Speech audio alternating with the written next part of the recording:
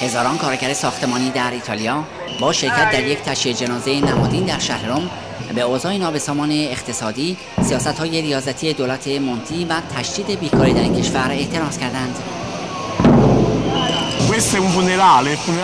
اما با حمل نمادین تابوت و برگزاری تشییع جنازه کار، نگرانی خودمون رو به آینده اقتصاد کشور اعلام می‌کنیم. در این تظاهرات بیش از 30,000 کارگر ساختمانی شرکت کردند.